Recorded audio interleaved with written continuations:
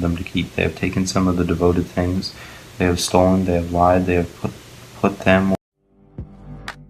Downtown we let it go. Sunset high and I'm ready to go. Blood rushing the haze flow. My hands to the bones. Them to keep. They have taken some of the devoted things. They have stolen, they have lied, they have put them with their own possessions. That is why the Israelites cannot stand against their enemies. They have turned their backs and run because they have been made liable to destruction. I will not be with you anymore unless you destroy whatever among you is devoted to destruction.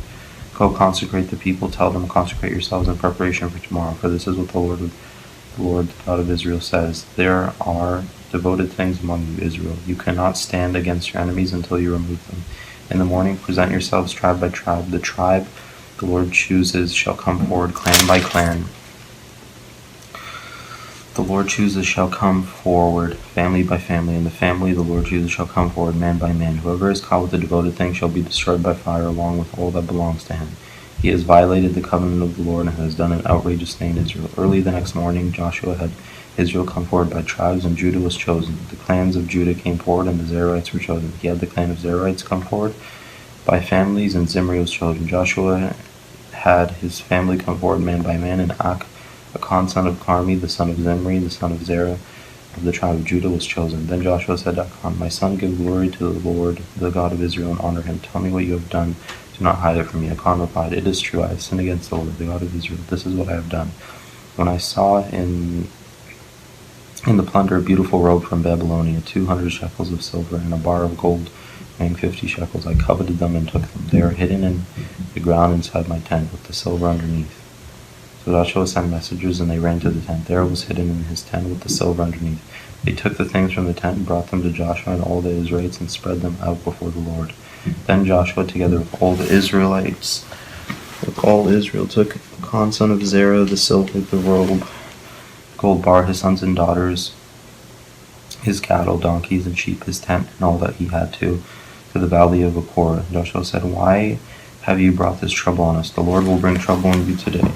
Then all Israel stoned him, and after they had stoned the rest, they burned them over Achan. They heaped up a large pile of rocks, which remains to this day. Then the Lord turned from his fierce anger. Therefore that place has been called the Valley of Achor ever since. I destroyed. Then the Lord said to Joshua, do not be afraid, do not be discouraged. Take the whole army with you. Go up and attack Ai, for I have delivered into your hands the king of Ai, his people, his city, and his land. You shall do to Ai and its king as you did to Jericho and its king, except that you may carry off their plunder and livestock for yourselves.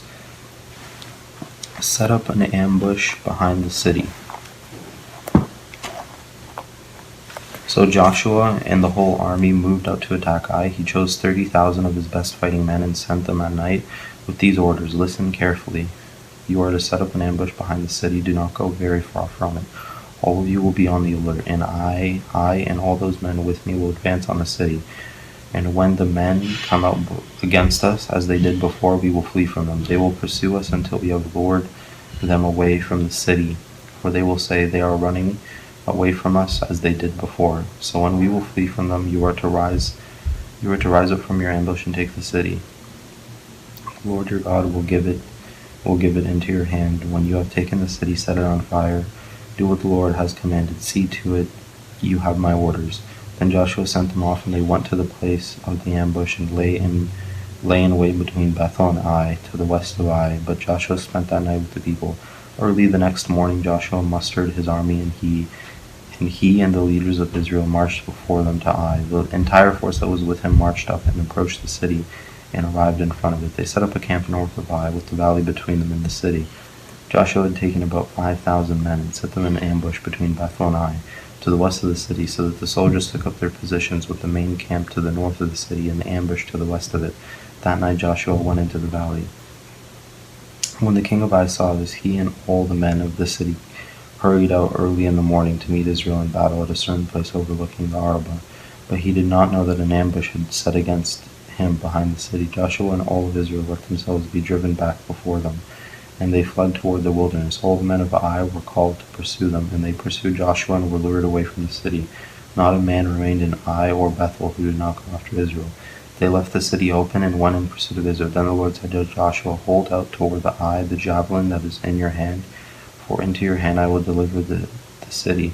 So Joshua held toward the city the javelin that was in his hand. As soon as he did this, the men in the ambush rose quickly from their position and rushed forward. They entered the city and quickly set it on fire.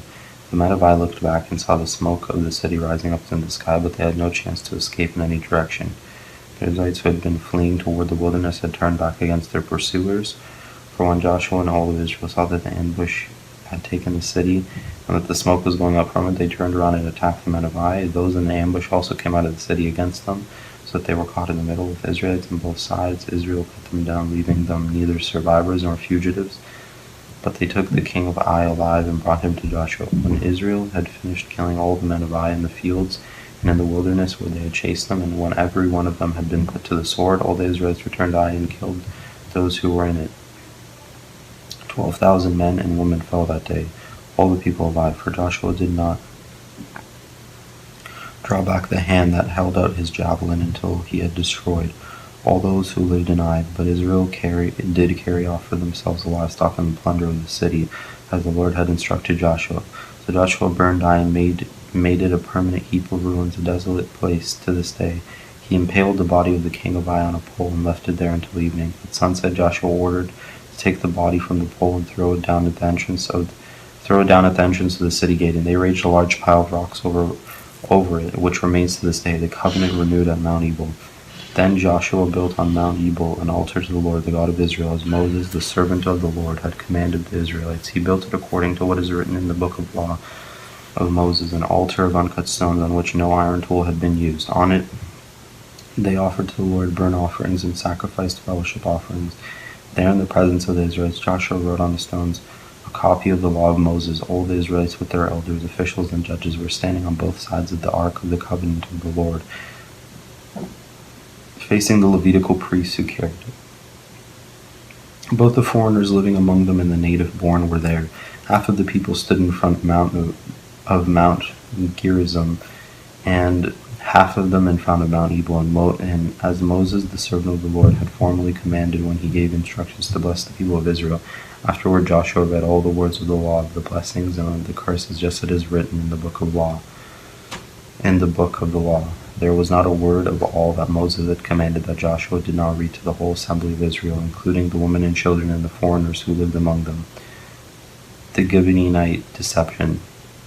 When all the kings west of the Jordan heard about these things, the kings in the hill country in the western foothills and along the entire coast of the Mediterranean Sea as far as Lebanon, the kings of the Hittites, Amorites, Canaanites, Perizzites, Hivites, and Jebusites, they came together to wage war against Joshua and Israel.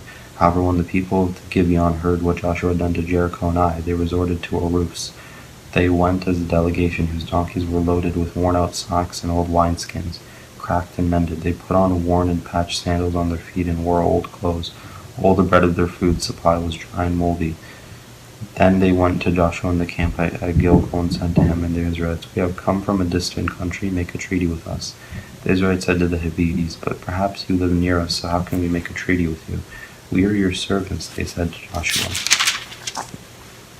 But Joshua asked, "Who are you and where do you come from?" They answered, Your servants have come from a very distant country because of the fame of the Lord your God. For we have heard reports of him and all that he did in Egypt, and all that he did to the 2 kings of the Amorites east of the Jordan, Sihon king of Heshbon and Og king of Bashan, who resigned in Ashtaroth.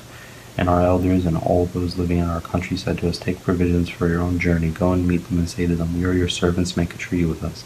This bread of ours was warm when we packed it at home on the day we left to come to you, but now see how dry and moldy it is.